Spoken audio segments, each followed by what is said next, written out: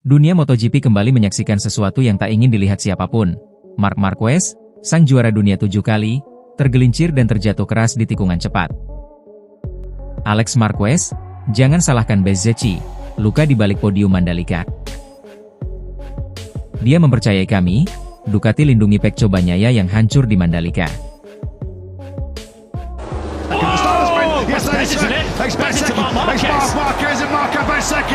Langit Mandalika jadi saksi. Lap pertama baru saja dimulai, dan dalam hitungan detik, dunia MotoGP kembali menyaksikan sesuatu yang tak ingin dilihat siapapun. Marc Marquez, sang juara dunia 7 kali, tergelincir dan terjatuh keras di tikungan cepat. Sebuah insiden dengan Marco Bezzecchi yang tampak biasa, namun berujung pada cedera serius. Marquez mengalami fraktur tulang selangkah kanan dan cedera ligamen di bahu, hasil dari benturan keras yang membuatnya harus segera diterbangkan ke Spanyol. Di Rumah Sakit Ruber Internasional, Madrid, para dokter mendiagnosis patah tulang di dasar prosesus korakoid. Namun, kabar baiknya, tidak ada pergeseran tulang dan tidak perlu operasi. Keputusan dokter jelas, rehabilitasi penuh, tanpa paksaan untuk kembali terlalu cepat. Untungnya, cederanya tidak parah, ujar Marquez. Tetapi penting untuk menghormati jadwal pemulihan. Tujuan saya adalah kembali sebelum akhir musim, tetapi tanpa terburu-buru melampaui rekomendasi dokter. Pernyataan yang menunjukkan kematangan baru dari seorang pembalap yang dulu terkenal nekat. Tujuan utama pribadi dan tim saya telah tercapai, jadi sekarang prioritasnya adalah pulih dengan baik dan kembali 100%, lanjutnya. Ironisnya, hanya seminggu sebelum kecelakaan itu, Marquez baru saja mengunci gelar juara dunia MotoGP ke-7-nya, yang pertama sejak 2019, mengakhiri penantian 5 tahun penuh rasa sakit sejak patah lengan parah di Jerez 2020. Dan kini, tepat setelah kembali ke puncak dunia, ia lagi-lagi harus menghadapi cedera. Ducati langsung mengonfirmasi, Marquez akan absen di Grand Prix Australia dan Malaysia, dan kemungkinan baru kembali pada GP Portugal di bulan November. Sebuah kehilangan besar, bukan hanya bagi tim, tapi juga bagi kejuaraan yang baru saja melihat kebangkitan, the end of Cervera. Namun di tengah semua itu, sikap Marquez tetap tenang. Ia menyebut insiden dengan Bezzecchi sebagai murni kecelakaan balapan dan meminta para penggemarnya untuk tidak menyerang sang pembalap Aprilia di media sosial. Sebuah respons yang menunjukkan kedewasaan luar biasa, berbeda jauh dengan dirinya 5 tahun lalu, saat cedera membuatnya terpukul secara mental. Pendekatan hati-hati ini bukan tanpa alasan. Marquez tahu, satu langkah terburu-buru bisa mengulang mimpi buruk masa lalu. Kali ini, ia tidak ingin kehilangan segalanya lagi hanya karena keinginan untuk kembali terlalu cepat. Ducati belum mengumumkan siapa penggantinya, tapi nama Michele Pirro disebut sebagai kandidat terkuat. Dan sementara dunia menunggu, satu hal jelas, meskipun tubuhnya harus beristirahat, semangat juara Marc Marquez tidak pernah padam. Di balik senyumnya yang tenang, ada pesan kuat, bahwa bahkan legenda pun harus tahu kapan harus berhenti, untuk kembali lebih kuat dari sebelumnya. Dan seperti biasanya, ketika Marquez kembali ke lintasan, dunia MotoGP akan kembali bergetar.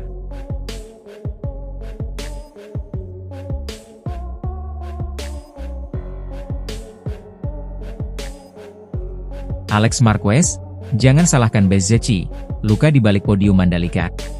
Mandalika seharusnya jadi akhir pekan penuh kebahagiaan bagi Gresini Racing. 2 podium, hasil luar biasa, tapi di balik senyum Alex Marquez, ada luka yang dalam. Di lap pembuka, Marc Marquez terjatuh keras setelah ditabrak Marco Bezzecchi di tikungan 7. Sebuah benturan cepat yang langsung mengubah suasana paddock menjadi hening. Marc menahan sakit di bahu kanannya dan berkata, "Sepertinya ligamen di tulang selangkah saya patah." Tim Ducati mengonfirmasi cedera itu dan mengumumkan bahwa Marc akan terbang ke Madrid untuk menjalani pemeriksaan medis. Namun, yang menarik bukan hanya insiden itu, tapi cara Alex Marquez menanggapinya. Alih-alih marah, ia memilih tenang. Insidennya jelas. Marco membuat kesalahan. Dia terlalu optimis untuk menyalip di titik yang sangat cepat, ujar Alex. Tapi ia menambahkan dengan bijak, "Saya tidak ingin mengkritik Bezzecchi, karena itu normal. Kami punya 44 balapan dengan sprint. Persentase kesalahan sangat tinggi. Hampir mustahil tidak membuat kesalahan. Alex tahu, musim panjang ini telah menguras semua pembalap. Kami sudah tiba di akhir musim, secara fisik dan mental lelah. Itu sesuatu yang perlu dipikirkan untuk masa depan. Sementara Bezzecchi dinyatakan aman dan siap kembali di Australia, Mark harus absen di Phillip Island dan Sepang. Sebelum meninggalkan Mandalika, Mark menulis pesan yang menyentuh. Jangan ada dendam terhadap Marco, tidak ada yang melakukannya dengan sengaja. Kalimat itu menegaskan kebesaran hatinya, dan mengingatkan kita, bahwa di MotoGP, tak ada ruang untuk kebencian. Alex pun menutup akhir pekan dengan podium ketiga, tapi ia berkata pelan. Saya tidak sepenuhnya senang karena saya melihat Mark terjatuh. Itulah hidup, tapi terkadang sulit diterima.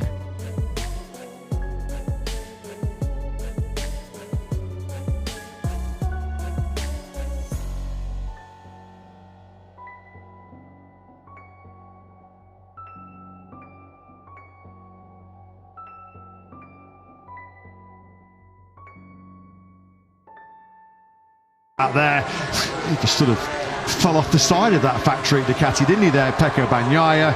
Down. Dia mempercayai kami, Ducati lindungi Pecco Bagnaia yang hancur di Mandalika.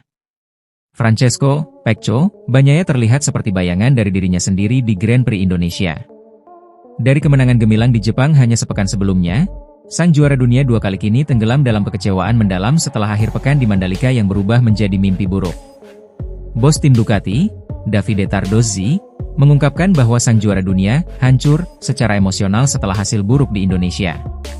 Ia bahkan mengatakan Ducati sengaja melindungi Bagnaia dari sorotan media demi menjaga kondisi mentalnya.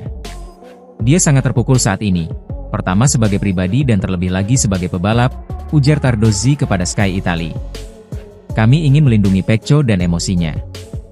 Jika dia datang ke sini dengan air mata berlinang, itu tidak mungkin sebaliknya. Dari dominasi ke kekacauan. Bagnaia memulai akhir pekan dengan penuh kepercayaan diri setelah performa dominan di Motegi. Namun di Mandalika, semua berubah drastis.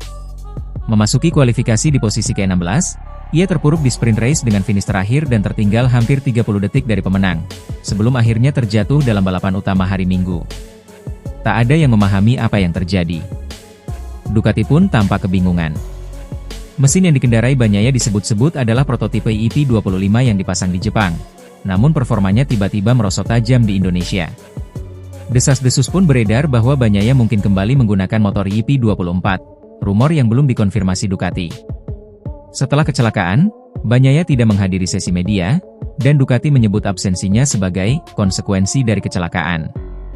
Namun, mereka tidak menjelaskan apakah pembalap Italia itu mengalami cedera atau hanya terpukul secara emosional. Emosi yang meledak dan keheningan Ducati. Keputusan untuk melindungi Bagnaia dianggap sebagai langkah yang jarang dilakukan Ducati. Tardozzi menyadari betapa rapuhnya momen itu bagi sang juara dunia. Dia pria yang sangat sensitif, pebalap yang cepat, tetapi saat ini kami pikir yang terbaik adalah membiarkannya sendiri dan mencoba bekerja keras agar dia bisa tampil baik di Phillip Island, lanjutnya.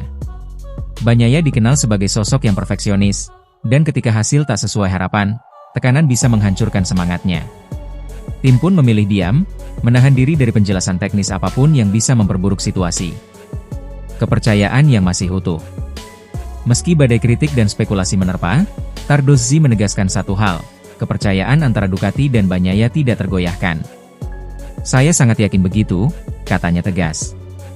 Saya pikir setelah 7 tahun, dia sangat mengenal kami, baik secara teknis maupun pribadi. Saya rasa tidak pernah ada satu momen pun di mana Pecco meragukan bahwa kami berusaha 100% untuk membantunya.